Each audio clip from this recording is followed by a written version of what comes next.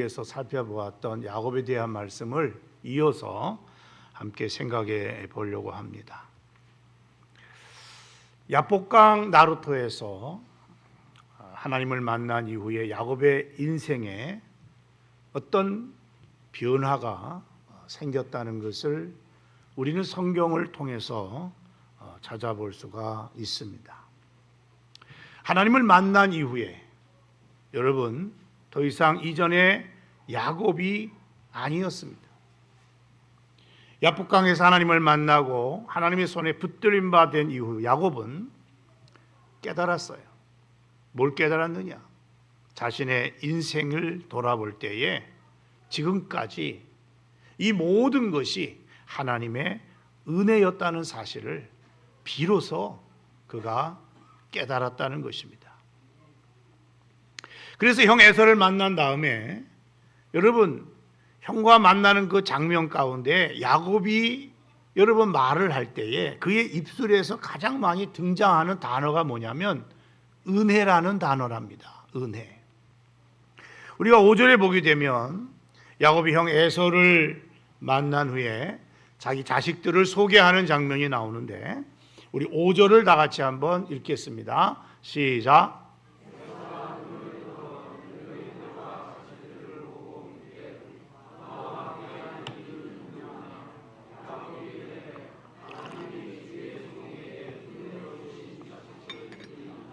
아멘.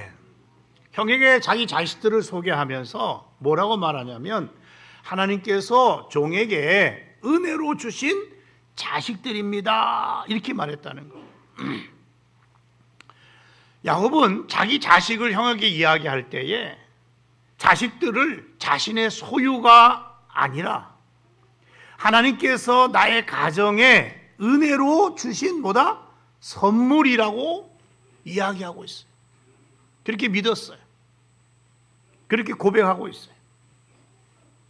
이에 반해서 여러분 오늘날 많은 부모들은 어떨까요? 이 세상의 많은 부모들은 내가 내 자식들을 낳았기 때문에 내 자식은 내 소유라는 그러한 생각을 가지고 살아가는 부모들이 참 많아요. 우리가 오늘 성경을 보게 되면 야곱의 외삼촌이었던 라반도 그러한 생각을 가지고 살아왔다는 것을 알 수 있어요. 그래서 창세기 31장 41절에 보게 되면 이렇게 라반이 말을 해요. 뭐라고 말하냐면 라반이 야곱에게 대답하여 이르되 딸들은 내 딸이요 자식들은 내 자식이다. 여러분 외삼촌 라반이 딸들은 내 딸이다. 자식도 내 자식이다. 그래요. 이 라반처럼 여러분 오늘날 이러한 모습, 이런 태도를 가지고 살아가는 부모들이 이 세상에는 참 많이 있어요. 자식도 내 자식이다. 내 자식이다. 이런 생각을 갖고 있다 보니까 내 생각대로 내 마음대로 자녀들의 인생을 부모가 좌지우지하려는 이러한 모습들을 우리는 보게 됩니다.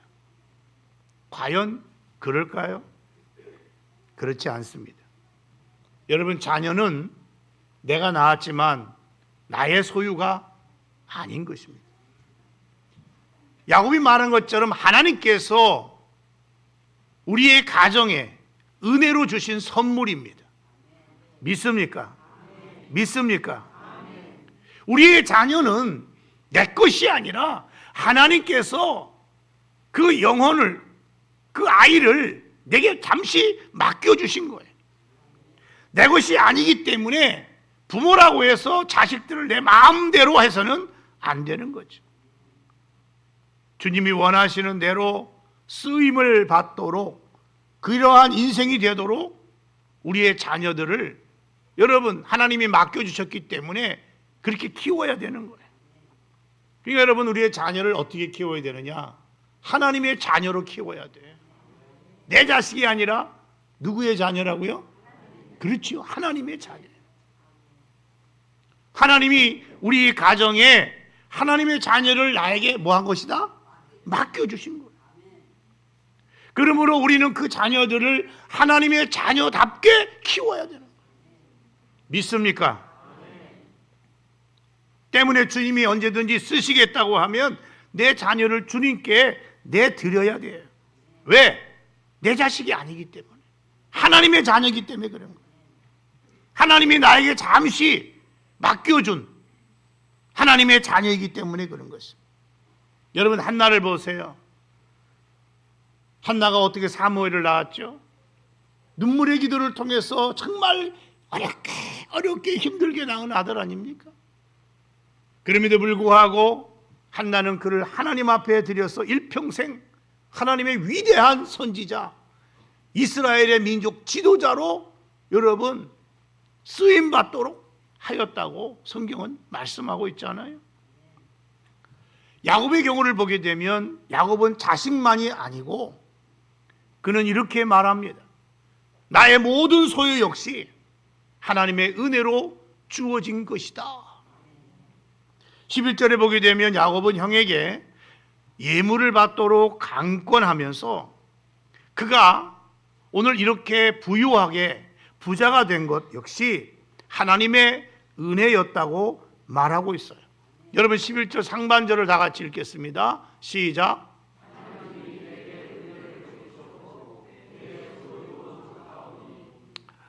우리말 성경에는 좀 이렇게 빼먹은 단어들이 있어요. 히브리 원어를 보게 되면 히브리어에 어떤 단어가 그 안에 담겨져 있냐면 키라고 하는 그러한 단어가 들어가 있어요.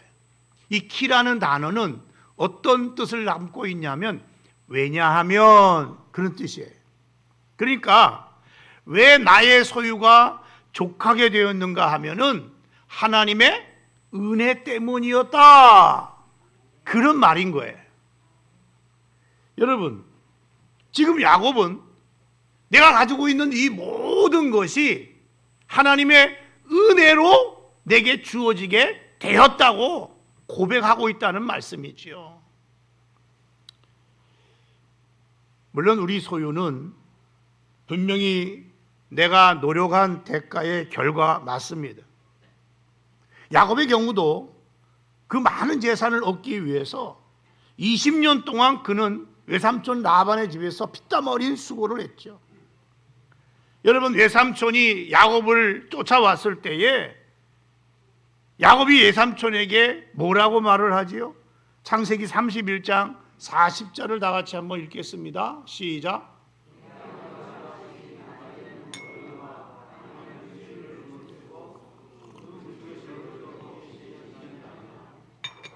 야곱은 외삼촌에게 말합니다. 내가 20년 동안 낮에는 더위와 밤에는 추위를 무릅쓰고 눈 붙일 겨를도 없이 내가 당신의 그 양떼를 돌보았다는 거예요. 응? 이것을 보게 되면 야곱이 20년 동안 얼마나 많은 고생하고 수고를 함으로 인하여서 지금 이런 가축을 갖게 되었는가를 이야기하고 있다는 거죠. 우리 하나님은요, 여러분 어떤 하나님이신 줄 아십니까? 우리 하나님은요, 최선을 다하고 충성하는 자에게 복을 주시는 하나님이십니다. 그런데 사람들은 어떨까요? 대부분의 사람들의 특징 가운데 하나가 뭐냐면 일은 적게 하고 보상은 많이 받으려고 하는 욕심이 대부분 있어요. 그러나 여러분이 아세요? 이것은 하나님의 일하심의 방식이 아니에요. 하나님은 심은 대로 뭐한다? 거두게 된다고 그랬어요. 심은 만큼 거두게 되는 것이. 적게 심고 많이 거두려고 하는 것은 그건 도둑질이죠. 그건 도둑놈 심보죠. 여러분, 최선을 다하지 아니하고 성공한 사람들 보셨습니까? 최선을 다하는 사람만이 최상의 영광을 누릴 수가 있고 또 최선에 대해서 말할 수가 있는 거죠. 야곱의 경우를 보게 되면 야곱은 말 그대로 그 이름처럼 간사한 사람 맞아요. 그러나 우리가 야곱에서 발견할 수 있는 것이 하나 있어요. 야곱은 그렇지만 그는 자기에게 주어진 것에 대해서만큼은 최선을 다했던 사람입니다. 때로는 도난당한 짐승을 외삼촌에게 변상합니다. 때로는 외삼촌 라반의 술소로 내서 몇 번이고 아니 10번이나 임금을 받지 못하는 상황에 빠지게 되었죠. 그럼에도 불구하고 야곱은 어땠다고요? 최선을 다해서 여러분 자기에게 맡겨준 일들을 감당했다는 거죠. 우리 같으면 어떻게 했어요? 임금도 안 주는데 내가 뭐 똥 빠지게 이렇게 일할 필요가 있겠느냐? 슬금슬금 일할 수도 있고 얼마든지 그럴 수 있지 않아요? 그러나 야곱은 그렇지 않았다는 거죠. 야곱은 비록 억울하지만 비록 여러분 내가 참 외삼촌에게 이렇게 억울한 일을 많이 당했지만 그래도 내게 주어진 일만큼은 뭐한다? 최선을 다했다는 것이죠. 지금 야곱은 형을 만나서 형에게 이야기를 할 때에 뭐라고 얘기합니까? 지금 자기가 가지고 있는 모든 소유에 대해서 내가 열심히 노력해서 내가 고생 쎄빠지게 일을 해서 이렇게 모았습니다. 이렇게 말하지 않았어요. 야곱의 입에서 뭐라고 말해요? 하나님의 은혜로 이런 내가 자리에 있게 되었다고 말하고 있어요. 하나님의 은혜가 나에게 있었기 때문에 오늘 두 때나 되는 많은 가축을 소유하는 부유함을 내가 누리게 되었다고 말하고 있습니다. 그렇습니다. 여러분, 오늘 우리가 가진 소유도 마찬가지예요. 하나님의 은혜가 있었기 때문에 우리가 여기까지 있을 수 있었고 이만큼 살아갈 수 있게 되어진 것을 믿으시기 바랍니다. 혹 어떤 사람은 내가 운이 좋아서 내가 재수가 좋아가지고 또 어떤 사람은 내가 그래도 남보다 능력이 있지 재능이 있어 그래서 내가 이만큼 내가 살게 된 거야. 그 모든 것이 마치 자기의 노력과 자기의 수고로 인해서 다 된 것처럼 말하는 분들이 있어요. 근데 여러분 아십니까? 사람이 아무리 애쓰고 힘쓰고 노력해도 하나님이 여러분 보호해 주지 않고 때를 따라 돕는 은혜를 베풀어 주지 않는다고 하면은 그 모든 수고는 헛될 수 있다는 거예요. 그래서 시편 121편 1절에 보면 이런 말씀이 있어요. 여호와께서 집을 세우지 아니하시면 세우는 자의 수고가 헛되며 여호와께서 성을 지키지 아니하시면 파수꾼의 깨어있음이 헛되도다. 하나님이 지켜주시고 하나님이 보호하셔야만이 여러분 그 보호함을 입을 수 있고 그 모든 것이 안전할 수 있다는 거예요. 모세는 이런 말을 했어요. 신명기 8장 18절에서 내 하나님 여호와를 기억하라. 그가 네게 재물 얻을 능력을 주셨다. 모세가 뭘 얘기하고 있냐면 너가 물질의 축복을 받은 것은 너 잘나서 그런 게 아니고 하나님이 너에게 그 재물을 가질 수 있도록 지혜도 주시고 건강도 주시고 모든 일 가운데 함께 주셔서 그것을 유지하고 채울 수 있도록 부유함을 가질 수 있도록 해 주셨다는 거예요. 그렇습니다. 오늘 야곱은 말합니다. 내가 이만큼 될 수 있었던 거, 이만큼 내가 부유함을 누릴 수 있는 것은, 이만큼 나의 재산이 많이 된 것은 다 뭐다? 하나님의 은혜라는 거예요.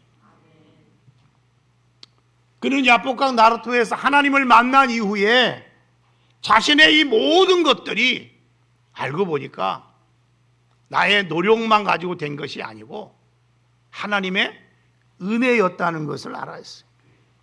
여러분, 은혜를 아는 사람은, 은혜를 깨닫게 된 사람은 뭐가 변하냐면 첫 번째, 입술이 달라지게 돼 있어요.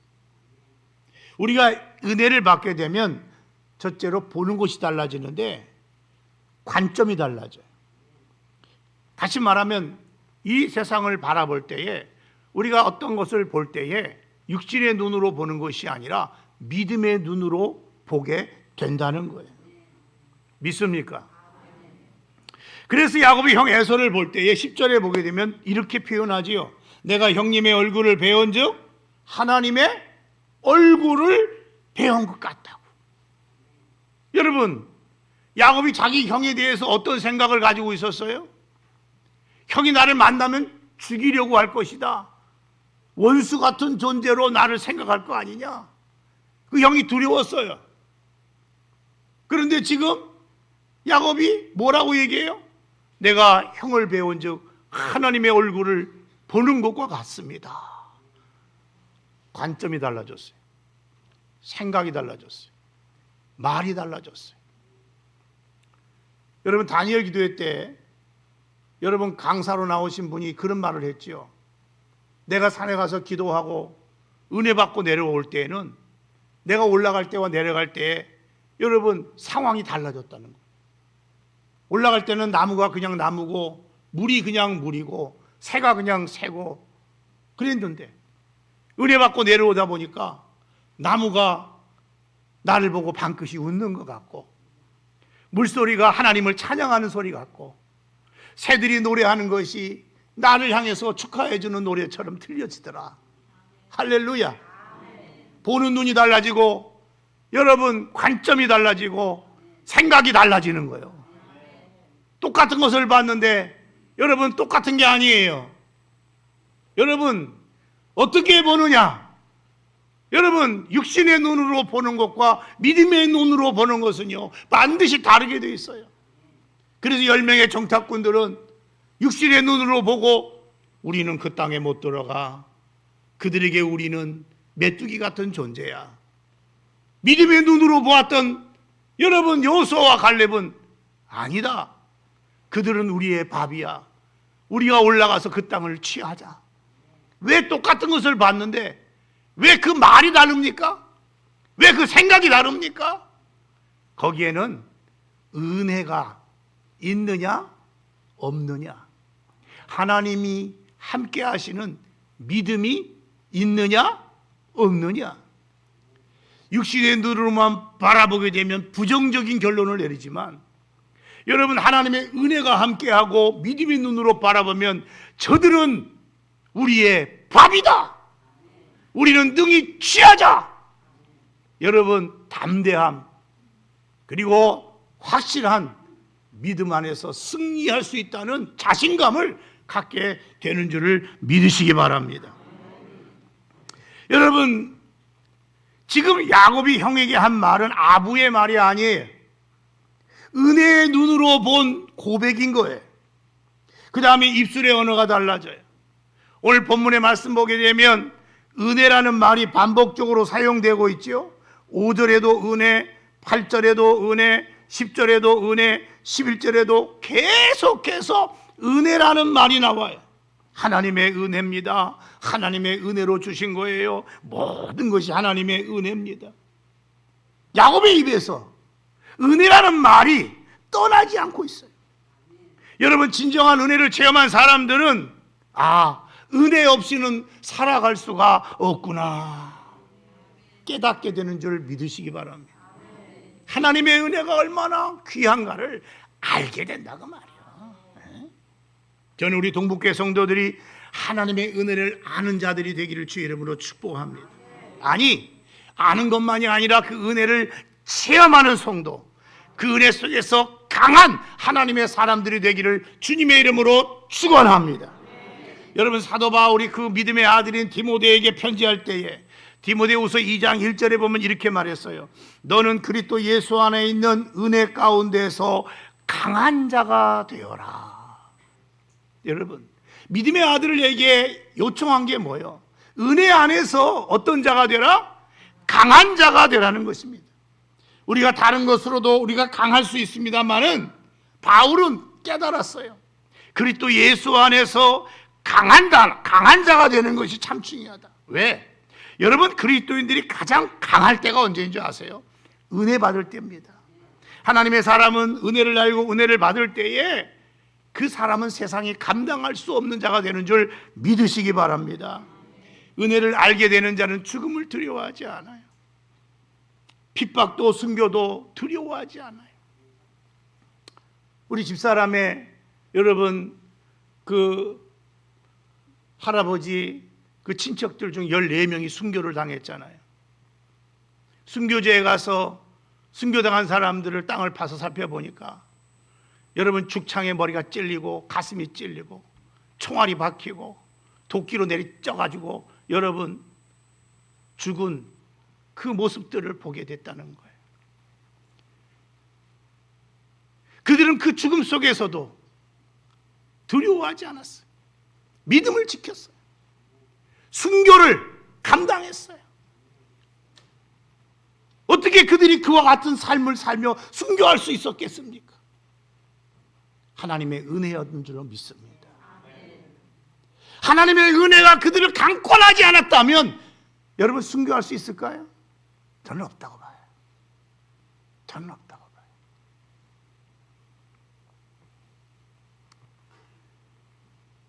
그렇습니다. 그래서 제일 무서운 사람이 누군지 아세요?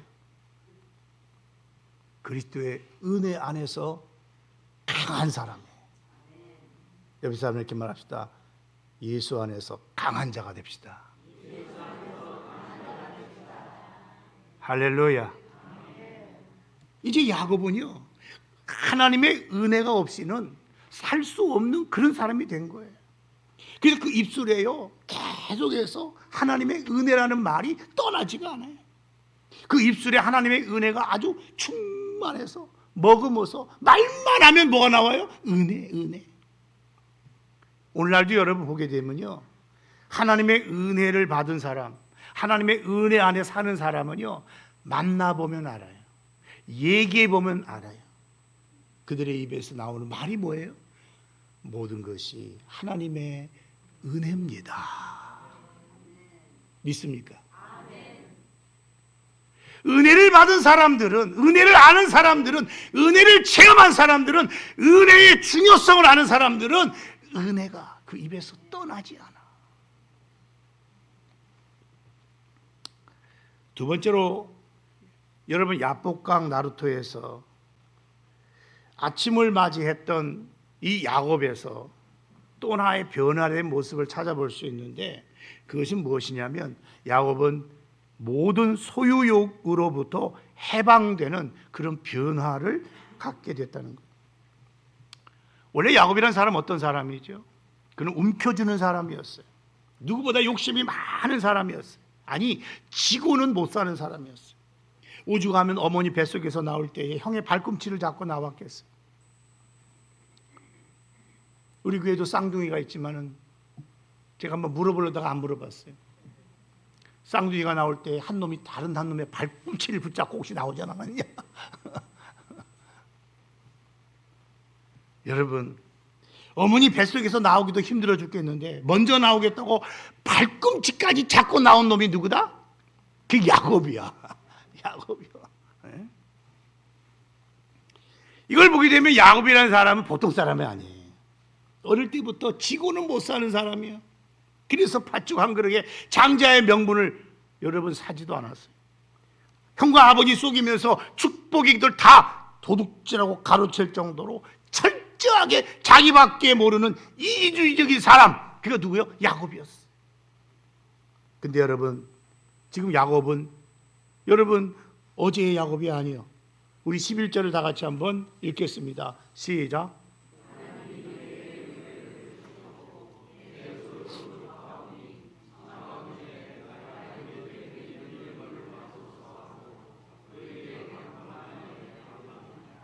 여러분, 이 말씀은 야곱이 형에게 여러분 자기를 용서해주고 받아주는 일에 감사해서 예물을 드리는 장면이에요. 근데 야곱이 형에게 드리는 이 예물은요, 형과 화해하기 이전에 형의 마음을 좀 누그러뜨리기 위해서 그가 준비했던 거예요. 근데 지금은 어떻지요? 형과의 이러한 갈등이 다 해소됐어요. 화해한 상태예요. 굳이 이제는 예물을 드리지 않아도 되었어요. 왜? 모든 상황이 이미 종료됐잖아요. 이제는 이 예물을 형에게 드릴 필요가 없어졌어요. 안 드려도 되는 상황에 오게 된 거예요. 그런데 보세요. 야곱이 형에게 어떻게 얘기하고 있죠? 강권하면서까지 자기의 물질을, 예물을 형에게 주려고 그래요. 이것을 보게 되면 야곱은요, 자기의 모든 소유욕으로부터 해방됐다는 걸 알 수 있어요. 그렇지 않고서야 굳이 그럴 필요도 없는데, 아니, 야곱이 이 재물을 모을 때 여러분 어떻게 얻은 물질입니까? 누구보다 고생을 바가지 하면서 피땀 흘려 노력해서 얻은 물질 아닙니까? 그런데 여러분, 야곱이 형에게 예물을 드리면서 이렇게 말했어요. 하나님께서 내게 은혜를 베푸셨고 내 소유도 조카오니 내가 형님께 드리는 이 예물을 좀 받아주세요. 그런 거예요. 자, 우리가 여기서 주목할 것이 하나 있어요. 야곱이 자기의 인생 가운데에 처음으로 한 말이 있어요. 그게 뭔지 아세요? 그것이 바로 내 소유도 조카오니, 그 말이에요. 지금 자기가 가지고 있는 것이 족하다는 거예요. 근데 여러분, 우리가 9절에 보게 되면 야곱보다 앞서서 형 에서가 야곱을 만났을 때에 똑같은 말을 해요. 내게 있는 것이 족하다 그래요. 9절을 다 같이 한번 읽겠습니다. 시작.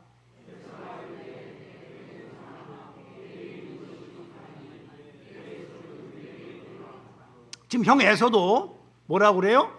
족하다고 말을 하죠. 동생 야곱도 무슨 말을 했어요? 족하다는 말을 썼어요.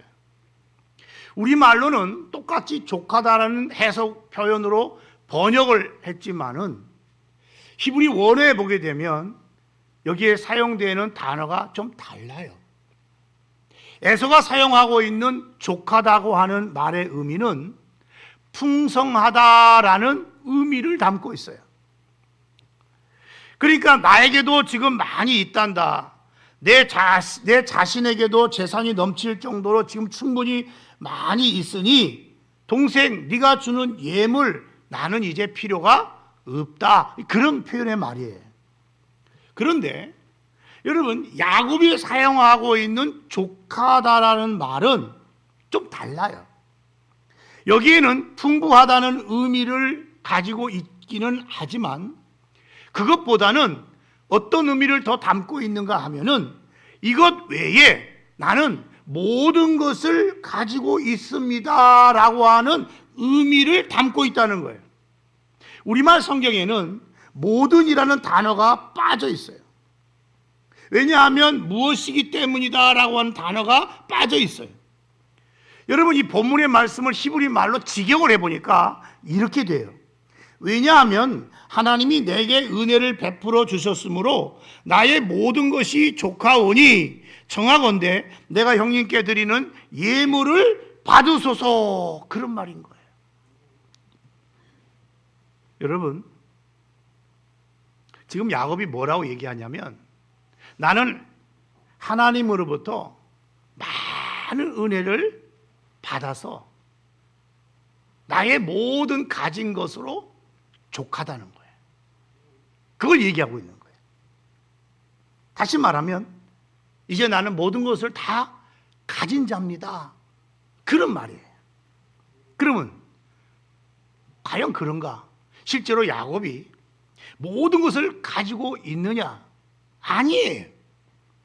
분명히 두 때나 되는 엄청난 가축을 소유하게 되었지만 야곱은 모든 것을 가진 자는 아니에요.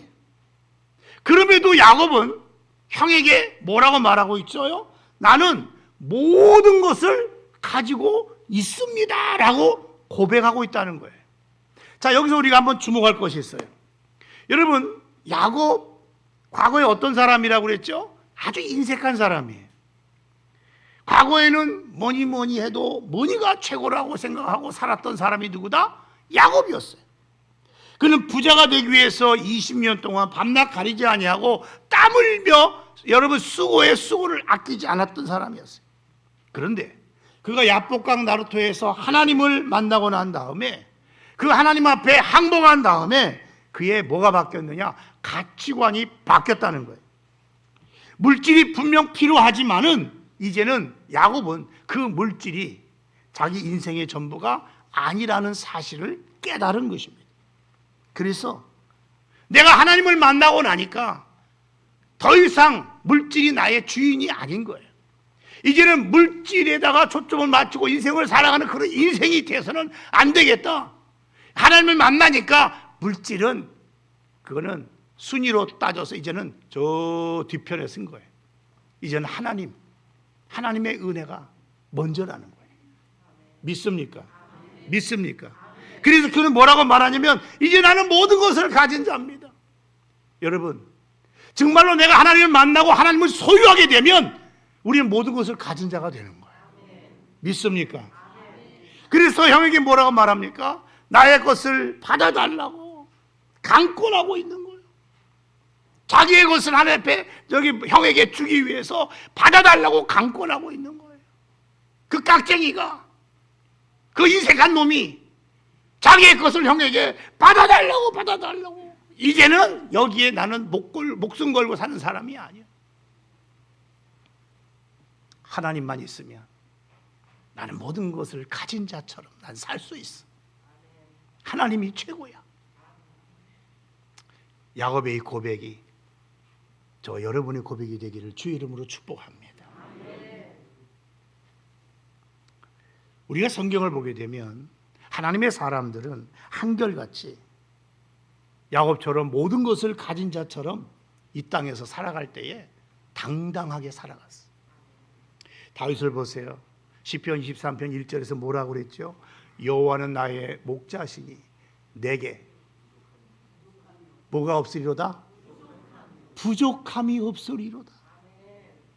사도 바울의 경우도 보게 되면 빌립보 4장 18절에서 내게는 모든 것이 있고 또 풍부한지라 그랬어요. 고린도후서 6장 10절에서는 또 이렇게 말했어요. 나 아무것도 없는 자 같으나 모든 것을 가진 자로다. 여러분, 사도 바울이 뭘 가지고 있어요?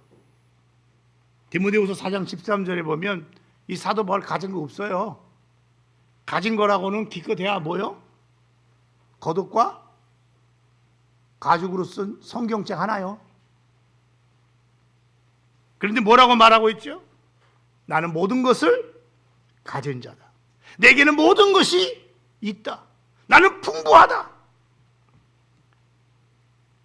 여러분, 하나님의 사람은 이 세상을 살아갈 때에 하나님이 내게 주신 것에 대해서 늘 만족하면서 살아갔다는 것을 알 수가 있어요. 그렇다면 오늘 저와 여러분은 어떻게 살아가고 있습니까? 아무리 힘들어도 힘들다, 가난해서 못 살겠다 이런 말 하면 안 돼. 우리는 모든 일에, 모든 상황에 하나님 앞에 감사하면서 현재 주어진 것에 만족하면서 살아가야 할 줄로 믿습니다. 종종 어떤 사람을 만나면 맨날 죽겠다 그러는데 막상 죽으라 하면 또 안 죽어요. 여러분, 보배가 되시는 예수 그리스도를 모시고 살아가는 사람들은 아무리 가난해도 모든 것을 가진 사람. 여러분, 야복강 나루토에서 기도에 씨름을 하고 난 이후 야곱은요 어떻게 변했다고요? 소유욕으로부터 자유함을 뒀어요. 그렇게 인색했던 자, 이제는 자신의 것을 형에게, 남에게 베풀 줄 아는 자가 되었다는 거죠. 히브리어로 인색이라는 말과 같은 어원을 가지고 있는 말이 뭔지 아세요? 비참이라는 말이에요. 그러니까 인색한 자는 비참한 자와 같다는 거죠. 뒤집어 얘기하면 남에게 베풀어 주면서 사는 사람은 비참한 사람이 아니고 행복한 사람이에요. 아름다운 사람이라는 것입니다. 오늘 본문에 보게 되면 야곱은 이제 변화됐어요. 더 이상 인색하고 더 이상 움켜쥐며 사는 사람이 아니었어요. 자신의 모든 소유욕으로부터 해방된 사람이었어요. 이제는 남에게 베풀 줄 아는 그런 인생을 살아가는 사람이 되었다는 것입니다. 여러분은 어떻습니까? 여러분이 정말로 하나님을 만난 사람으로 야곱과 같은 모습이 있으십니까? 저는 우리 교회 성도 여러분 모두가 이러한 야곱과 같은 변화된 모습으로 살아갈 수 있기를 주의 이름으로 축원합니다. 내가 좀 더 갖기 위해서 아가이 박을 그냥 그런 게 아니고 여러분 양보하고 베풀며 사는 자가 더 복을 받게 돼 있어요. 믿습니까? 마지막으로 야곱의 변화가 뭔가를 살펴보니까 그는 다른 사람을 축복하는 자로 바뀌었다는 거예요. 47장 7절 말씀을 다 같이 읽겠습니다. 시작.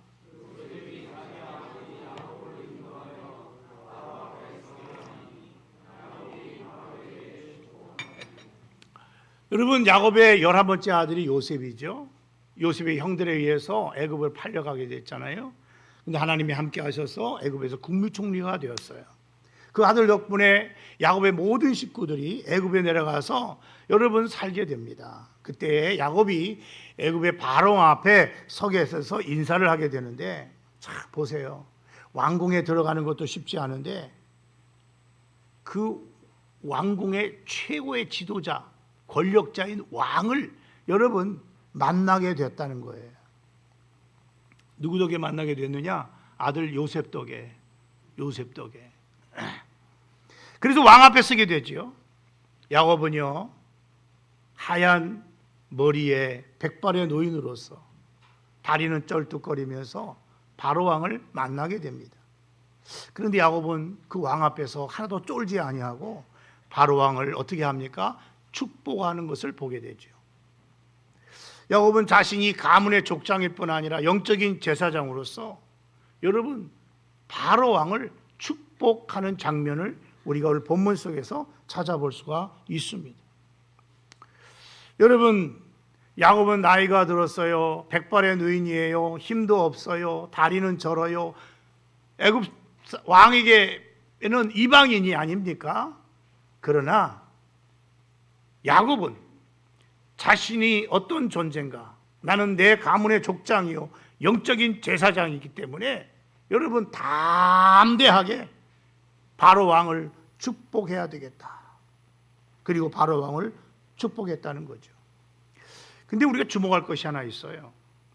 여러분, 한 번 만났을 때에 우리가 축복을 한다고 하면 뭐 의례적인 인사로 생각할 수 있어요. 그런데 우리가 10절을 보게 되면 또 한 번 축복을 해요. 우리 10절을 다 같이 읽겠습니다. 시작.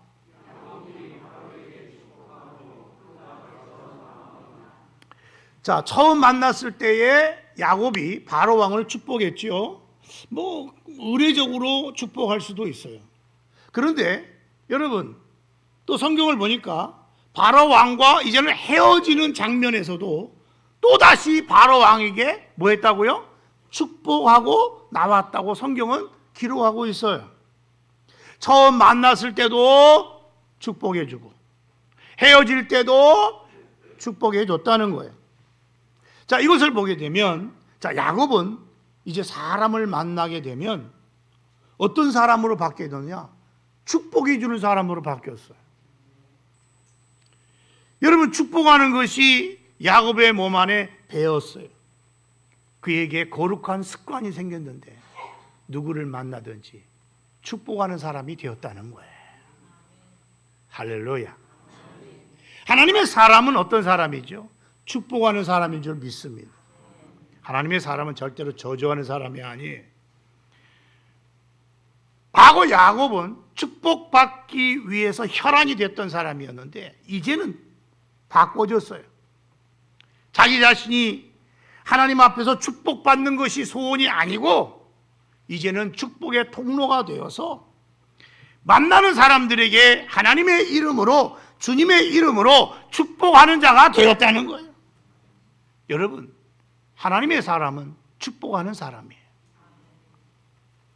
근데 간혹 보게 되면 예수 믿는 사람들 중에서도요, 기분 나쁘다고 함부로 욕하고 저주하는 사람들이 있어. 조심해야 돼요. 왜 그런지 아세요? 내가 한 그 저주가 내게로 다시 돌아와서 나에게 임할 수 있기 때문에 그렇습니다.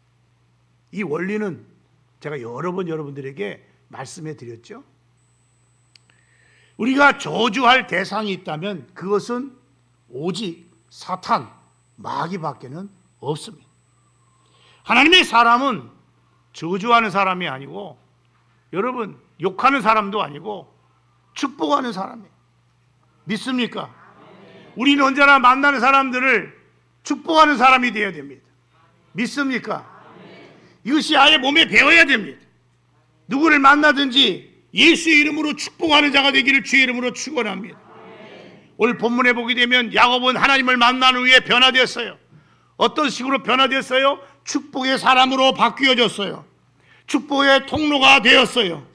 그는 만나는 사람마다 왕이든 누구든 여러분 주님의 이름으로 축복하는 사람이 된 거예요.